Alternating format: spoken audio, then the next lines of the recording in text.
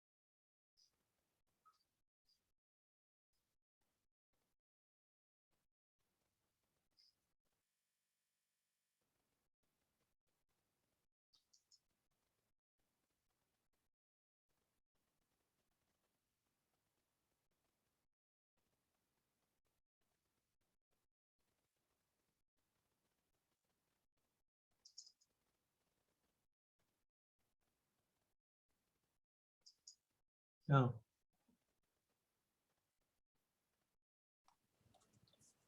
All right, good morning, everyone. I'm Donna. I am on the board of the directors for SWAPTA. Thank you so much for joining us.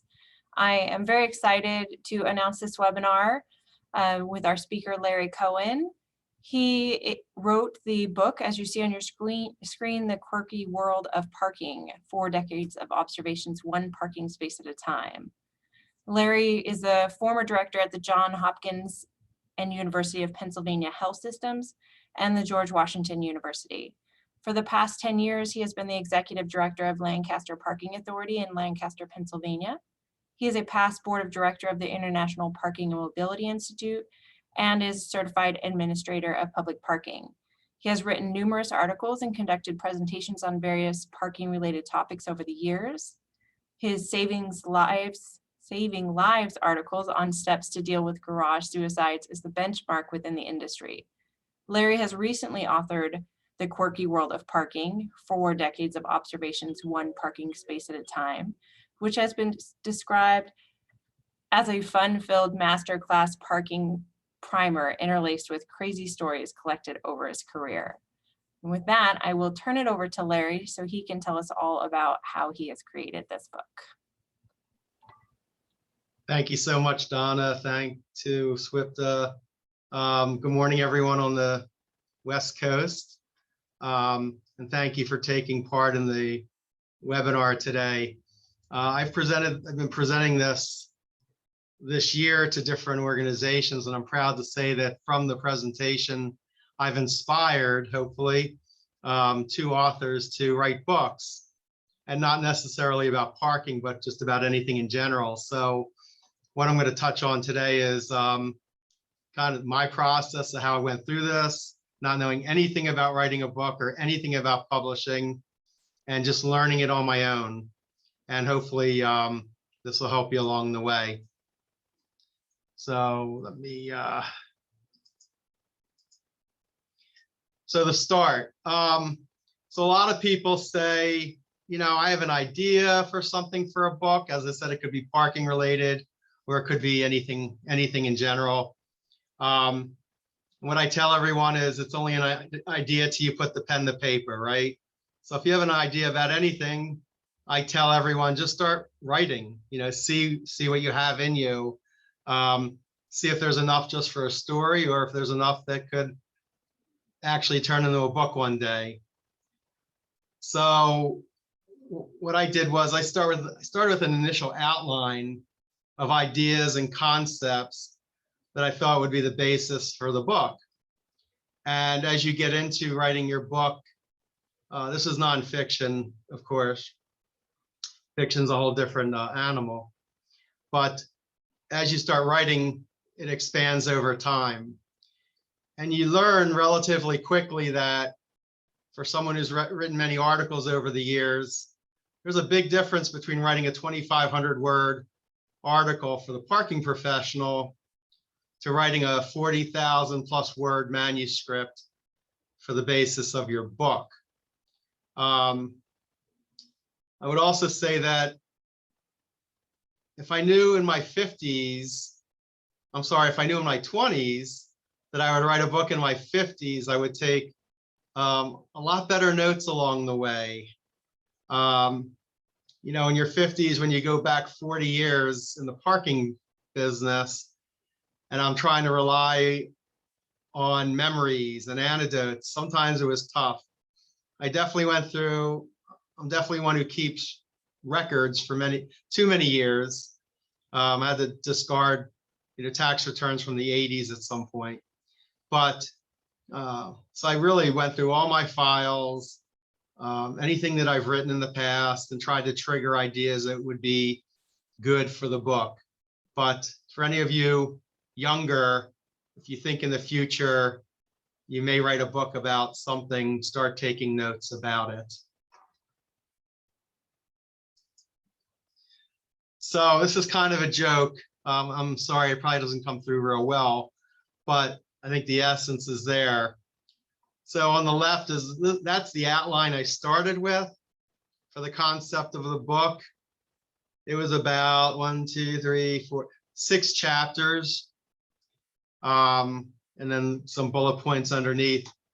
And then over time, it morphed into this crazy thing that you see on the right that encompassed all the ideas I had for the book, how to organize them as appropriately as possible to provide some flow and ideas chapter to chapter. And as you see, it got kind of messy for someone who didn't take advantage of the terrific online tools that there are for you that you can tap into that I'll talk about. So background, and none of this is etched in stone, but just watching thousands of YouTube videos is kind of I'm trying to give you the essence of my hours and hours and hours of doing YouTube research. But a nonfiction book, I knew I had to get to a minimum of about 35,000 words. I knew that I did not want to write a book that was under 100 pages. That would seem kind of cheap, thin, not really enough of a book. A fiction book, as I said before, typically equates to at least 60,000 words, can easily go up to even 150,000 words. Because when you write fiction, you're writing multiple storylines, complex stories. I just opened a Word document and I just started typing. And, Word is fine for nonfiction. But as I said, and as you saw from my outline, there are better publishing programs to organize your chapters and or multiple storylines. This one's called Scrivener that I was referred to, but I was already about 3/4 through my book by the time I found out about it, and I wasn't kind of willing to learn that and make the change at that point.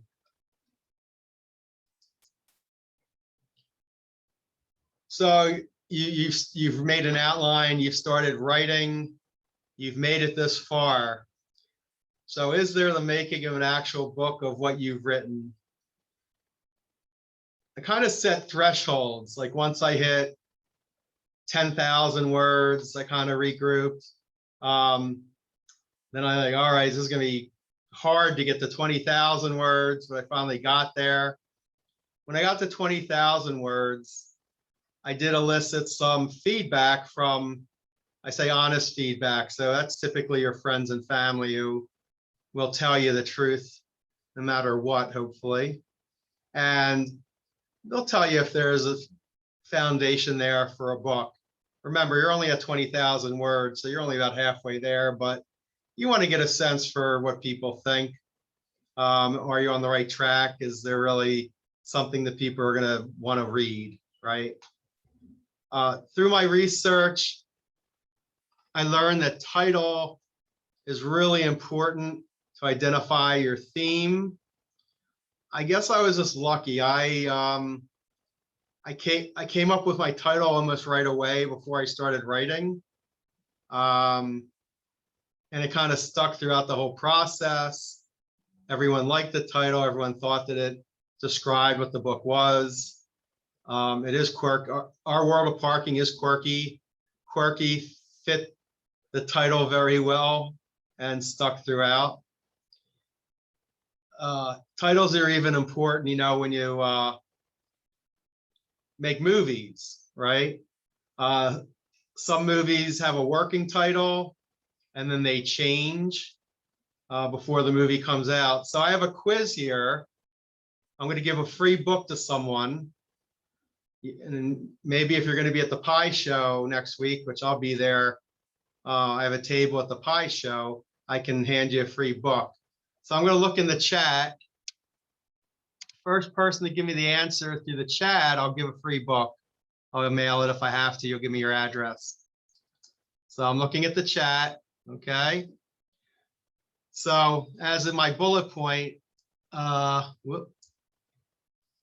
there was a movie that had the working title, Come See Rex. Is that what I have there? Come See Rex? Yeah, Come See Rex. What Let me open the chat again. What famous movie had that title as their working title? Oh, okay. We have 3 answers. Okay, who was first? I can't tell who's first. Donna might have to help me with who was first. Julie, I see. On my getting more. screen, it looks like Julie Dixon got in first, right, immediately followed by Sue Thompson. Okay. Julie's already woohooing, so and she'll be at 5. So Julie, you can come by my booth. I will give you a book, of course. Well, we're getting a lot of answers, so thank you. Star Wars, yeah. Casablanca. Used Come See Rick's as their working title and figured that wasn't a great title. Could you imagine Casablanca and the real title was Come See Rick's? So the point is, it emphasizes that titles are really important. So whether it's a parking related book or not, if it's a textbook, it's a little bit different. But if it's something, like my crazy book here, the title has helped. So congratulations, Julie. Look forward to seeing you. Look forward to seeing everyone. I think it's just going to be a joyous time to be able to get together again. The book cover is really important too. So my book cover is a quirky story in itself. People have enjoyed my book cover. If you look at the cover, there's a couple things going on. The one guy's getting a ticket. He's got steam coming out of his head. There's an elderly lady in her bathrobe figuring out how to pay the parking meter, a guy parking or valet there, and a couple going to an event. And then the backdrop, actually this backdrop here, I don't know if you see my arrow, that's actually Philadelphia. I grew up in Philadelphia. The original, let me see if I capture this more on the next slide or not. Let me go back. So there's sites that you go to find artists to do book covers. And I'll touch in detail on that later, but this is a gentleman who happened to be in Pakistan, and for $100, he did my cover, the back cover, and then also what they call a spine here, the middle part. So $100, I got this done. I said, you kind of put out your premise of what you want, and a bunch of artists come back to you and they give you their portfolios and how much it'll cost. So I had everything from $100 to $5,000 to get my book cover done. And jokingly, I said, I'll try the guy for $100 and see how it came out. And this is what came out for $100. And, I wanted something cartoony a little bit. And so it's kind of a quirky story in itself. So I'm gonna go over some costs with you for those of you who have an interest. So do it yourself. I'm a do-it-yourselfer. I did all the research myself, figured out how to do this. You could spend $500 to $1,500 to get your book published. That's not a lot of money. I think I was in that range without marketing and other things, but getting it to print, I was about $1,500.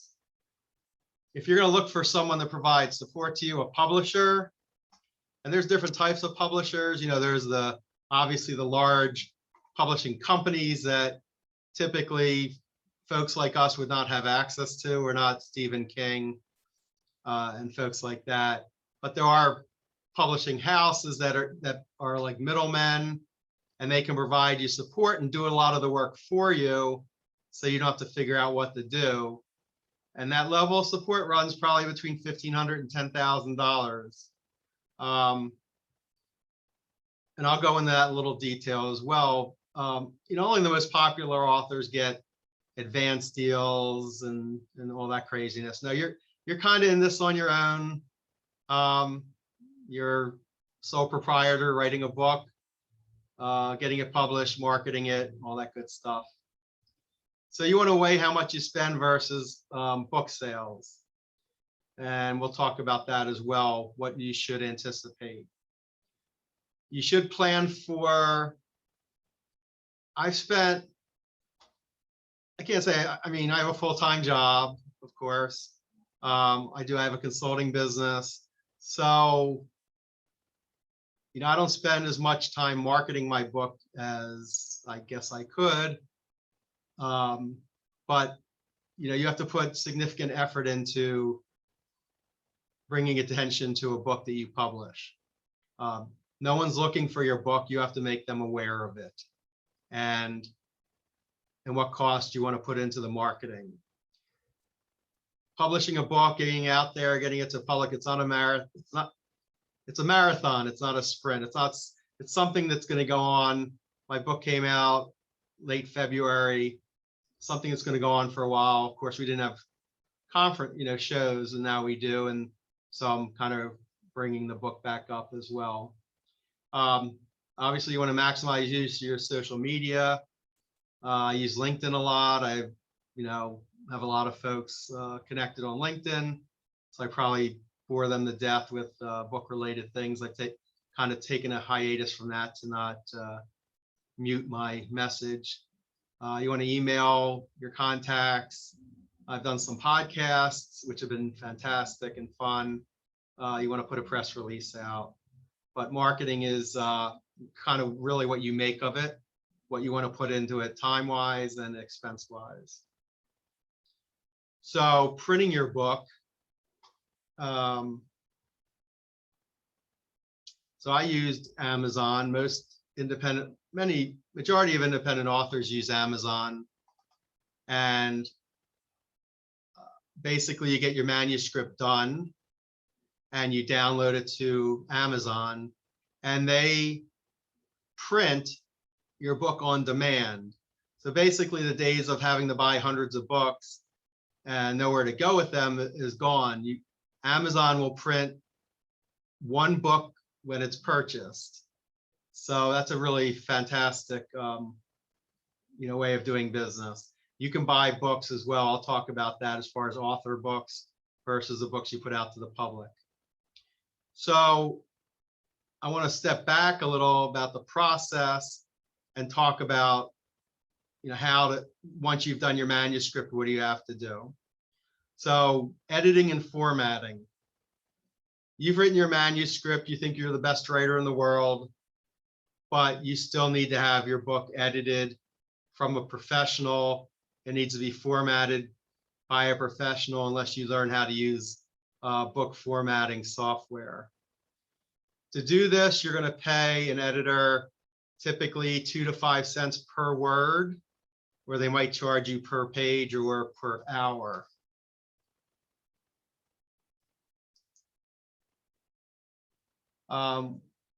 We talked about the book cover, the spine, the back cover design. These are I use a site called Upwork. That's where the gentleman came from that I found my artist. You find some amazing folks who do this work. I mean, as I say, they'll charge you $5,000 for your cover, but you'll find guys who are doing work for some of the most famous authors in the world. But Upwork, Fiverr, they're good places to go to find folks who will do the cover, the spine, and the back cover. But stepping back to the proofreading and editing, this is where I kind of made a little bit of a mistake. There's different types of editors. There's different types of proofreaders. So I've kind of broken it down. I made a mistake here. I hired someone who would help me, but I didn't really need to have them in the process. So for big picture and book structure, you use a developmental or content editor. For spelling, grammar, and final edits, use a proofreader or copy editor. So I initially went to a content editor thinking they were going to do the function of the grammar and spelling and final edits as well. They didn't necessarily do all that, but they did help me with my structure of my book, making sure it flowed properly, segued properly. We had some debate about some things that should be included and not included. Of course, ultimately, it's up to you to make that decision. There was some, I don't know if I touch on it later, but I'll touch on it now because I don't want to forget. I have a chapter called, I think it's Nasty Customers, something like that. And I originally I put pictures of checks, and email, the checks. I blocked out obviously the bank information, but when people write curse words on the checks, I put them in the book. So it really had an impact of how nasty customers can be at times. And my developmental content editor said she thought that putting the actual checks in there and the actual emails took away from the tone of my book. It made it a little, because my book is kind of lighthearted and easy flowing and fun, and it's my voice. And she thought it just changed the whole dynamic of the book. I didn't necessarily agree with her. I thought I wanted to make the point that we do deal with some really nasty customers. I compromised and I took the checks out. I took the emails out, but I put the verbiage verbatim in the book. I'm not necessarily sure if I wanted to do that compromise, but that's what I did. So you definitely need someone to do your spelling, grammar, and final edits, the proofreader or the copy editor. Once again, you can find that type of person on Upwork. There's also a site called Readsy. Can do that. I was lucky. I had a retired brother-in-law who was a copy editor, and he did my book for me. He did a fantastic job. It is a little, I will tell you, it is a little startling that when you get your manuscript back from the proofreader or the copy editor, there'll be so many red marks on there you won't even think there's going to be a book when you're done with it. But it takes days and weeks to go through all those edits to bring the book to a clean version. But ultimately, they do help make the book what it should be. The interior formatting, once again, it's just someone who lays out the book so it looks like what a book contents will look like. They take the manuscript and they format it internally, and that looks fantastic as well. So once you get through that, okay, we have no questions, and we'll save them for the end. Then you're ready. Once you have the internal formatting done, your proofreading done, then you're ready for the submittal, printing, and your potential ebook if you go in that direction. So these are your decision points. Independent, doing it yourself versus using a middleman publisher. Amazon's site for books is Amazon KDP. You don't have to go with Amazon, but if you do, they require 3 months exclusivity in publishing your book. There's other publishing venues and avenues. One's called Barnes. Barnes and Noble has their way to go. You'd have to do a little bit of research on that. You have decisions on setting the price of your book. You have to pick out the color of your paper. You have to pick out whether you want matte or glossy finish of your cover. I have this term here, metadata optimization, very smart word. All it basically means is it's the data all about your book to maximize views to those seeking information on your theme. So you have to pick out through Amazon 7 keywords. So I picked parking, business, quirky, cars, transportation, humor, biography. It's interesting that a lot of where I thought parking would be where people would find my book, actually a lot of folks found my book through biography. So the average author, believe it or not, only sells 250 copies. Yes, that is 250 copies. So if you think of all your friends and family, that might be about 250 copies. So I'm not saying that's how many you will sell. I'm just saying that's a typical book does sell that low amount of copies. I'm above that, by the way. So I went through this fairly quick. Well, there's some other stuff here. The first half of my book is a Parking 101 primer, masterclass. That's kind of how people have described it. The second half is all about the crazy stories.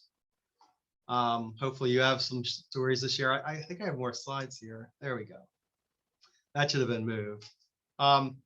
So the book is published, it's out, and it's pretty exciting when your book first comes out. And it was in transportation. It was actually a top seller in there's no parking category for Amazon. There's transportation. So you're under transportation and biographies, as I said, the keywords. And I was ranked fairly high in those areas for about a month. As you see here, this was transportation. I don't know what the date was, but I was number 3 there. In biographies, I was ahead of Bill Gates's book for a couple of days, I think, which was kind of funny. It's kind of funny to track where your book is until it drops out of the top 100 very quickly. I'm not going to play the parking podcast, but if you haven't heard it, it's more conversation about the book and stories in the book. Isaiah does a fantastic job. I recommend you listen to all the different podcasts. They're really terrific. You do want to copyright your ideas. I mean, hopefully they are your ideas. You're not copying them from somebody else.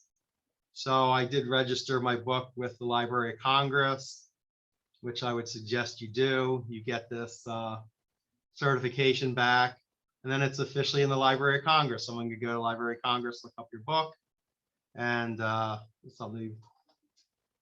They also vet the book. They make sure that you're not copying and stealing ideas through their high-speed vetting of books, however they do that. These are some happy readers. John Morgan, Allentown Parking Authority, Andy Wilson from O&S Engineers, Mark Virgenis, my former executive director, a friend here. I love his picture. His wife took it. I asked if I could publish it. He said, sure. Maybe a different pajama choice, but that's another story. Just some publicity shots for the book. Happy author.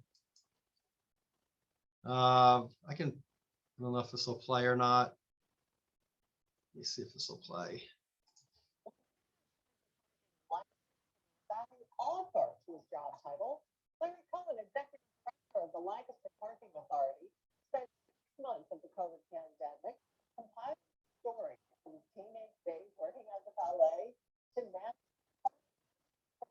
inaugurations, working in the parking in Washington, D.C. He has just published his first, The Quirky World of Parking Observation. One parking spot at a public perception of parking is the right to tickets, where they take my payment for parking. So this is behind we deal with everything in this quirky business. For more information on the book, you can check out WGAL Newsday Meredith Jorgensen and her Facebook page, Doris Interactive. It's kind of funny that they're kind of laughing about. They can't believe there's such a book. But that was very nice that they did that. So I think what did I do? Am I still live? Oh, there we go.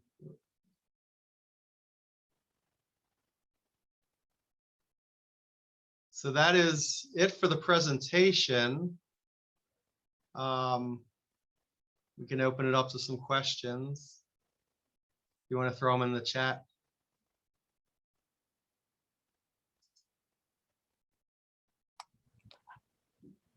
If anyone has any questions or would like to share any of your own stories as well, we can change the settings so we can allow you to speak. So just let me know, just post a message in the chat and we'll turn your speakers on.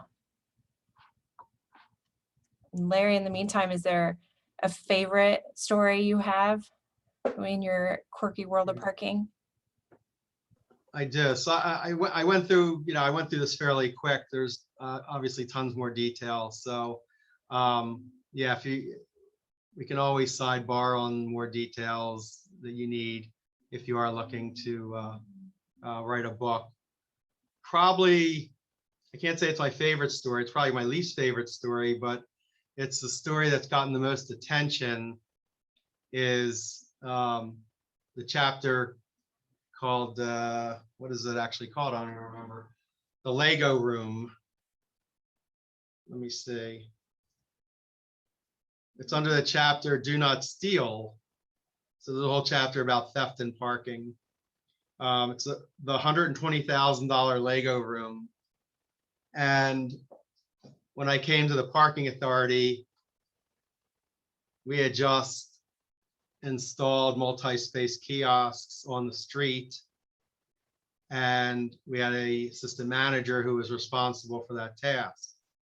But he was also very fun. He made it very well known to management that during his lunch break, he would go to one of the storage rooms in one of the parking garages, and he would play with Legos to relax and get his mind off things. So he had a Lego table. This was before I got there. He had a Lego table in one of the storage rooms. And I did see it once, and I'm like, yeah, that's a Lego table with Legos. And he would go there every day and supposedly play with Legos. Well, one thing led to another. I am in one of our company vehicles with another manager, and I don't know if it's just force of nature through over the years that I would check glove compartments and center consoles on the car just to see if anyone was hiding anything in any of them. Well, I opened the center console armrest of the vehicle, and dollar bills came flying out like it was a money room or one of those things where you grab money out of. And it was a oh crap moment. Long story short is this assistant manager was at the right place at the right time. Multi-space kiosks were being installed. He was assigned the responsibility of the multi-space kiosk installation. Finance at the time did not secure the finance keys. Any of us who know the multi-space kiosk, you need a key. You have a key for the operational side, changing ribbons and tape, and then there's obviously keys for the financial, and they should always be separated. This gentleman had access to both sets of keys and would take the coins and bills and move them about into his Lego room and hide the coins and bills under his Legos in the Lego table there. So he ended up over the course of a year and a half stealing $120,000 of bills and coins. We turned it over to the district attorney. They subpoenaed records from those coin stars at the supermarkets. We had video of him dumping coin at the coin stars. He was arrested. He did get unfortunately a good plea deal because there was not other controls in place, and he could blame other folks for being involved as well. So that was one of the crazier theft stories. As I took over a parking authority and wondered, why did I ever take this job? So I'm sure we all have a similar $120,000 Lego room story, or if not, you are lucky.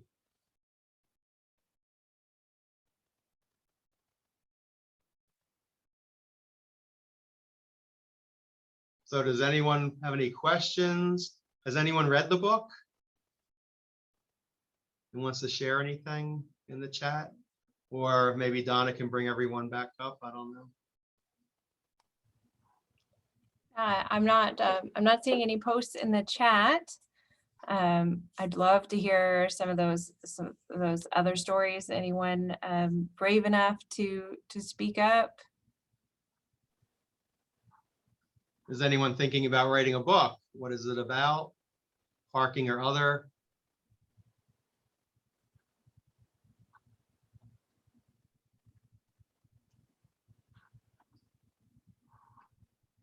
think we're good. I think so. I have a little story I can tell. One of my program is relatively new. It's just been a few years, and Paso Robles, I work for the city of Paso Robles, so we are comparably a smaller city, about a population of about 30,000.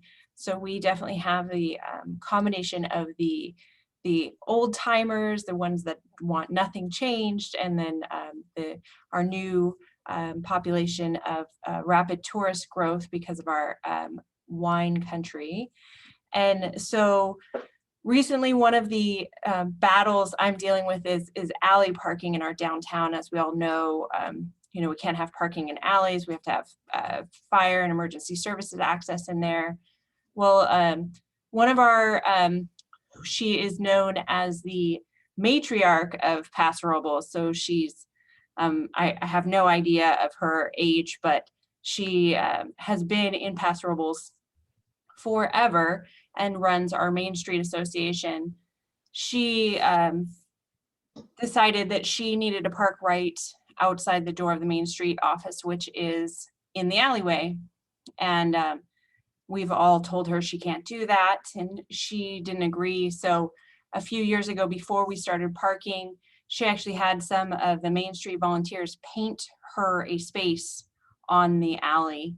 And so we've continued to have conversations and citations, and now our city council has gotten involved with our matriarch parking in the alley. So I don't know if anyone else has dealt with these small town fun things, but it's definitely something we deal with in Paso Robles that people wouldn't think of. Actually, I'm sorry. The one thing I forgot to mention and no one has asked is, how much do you make on your books? Does anyone want to know that? Does anyone want to know how I'm getting rich? Well, I will tell you. Darby raised her hand for that one. She did? She did. Okay, I didn't see it. I guess I'm not seeing them, maybe. I might need to write a book. Oh, thank you. I will tell you that, I don't know why I dropped that off, but I will tell you. So if you were to list your book on Amazon for $14.99, Amazon takes 70% of that, $14.99. But that also does include their printing of the book and their mailing of the book. So on a $15 book, and 30% of that, you're making about $4 or $5. So as you can see, you have to sell many, many books to make money, substantial money. So people don't, I highly recommend that you write a book out of passion for wanting to get your story out, and you don't even think about the money aspect of things. My goal was to, cover my expenses. I would be happy. And I've been able to do that. So yeah, it's just getting your story out. It's not really about making money. The amount of time and effort you have to put in for marketing, doesn't justify how much you're going to make. But yeah, I'm just hopeful everyone reads the book. And it was a very, it was a COVID project. So probably without COVID, I wouldn't have written the book. Since we weren't going anywhere, right? We were all locked in our houses. It provided a good outlet to get that done. So what I'm hearing is get a Lego table. Yeah, that's funny. Just kidding. Yes, I'm going to tell you to steal. Yes. Get a Lego table. That's funny. I like that, Darby. It was creative. No, just you do have to, you put in hundreds and hundreds of hours. So you just really have to have a passion for it. But hopefully, even if you don't want to write a book, hopefully you kind of enjoyed learning about the process. Because it's very, before Amazon, it was very secretive. Like you had to go to a publisher, and publishers wouldn't, in the old days, my book would never probably have been able to have been published. So it's kind of nice that you have an Amazon, even though they take all your money. That's okay. Jeff Bezos is taking it and flying to the, galaxy with it. So.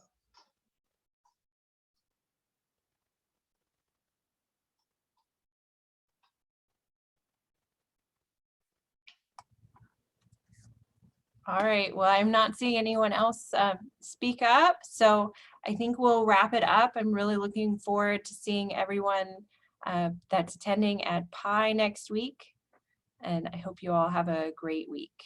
Thank you, Maria. I'll be at PI. PI was not nice enough to give me a table to promote my book. So I will be a vendor for the day, right near the food table. So please, yeah, I mean, if you haven't gotten the book, I'll have the books there, or just come by and say hello. Look forward to just seeing everybody again. All right, thank you. Thanks, Dari. Thanks, Maria. Congrats, Julie.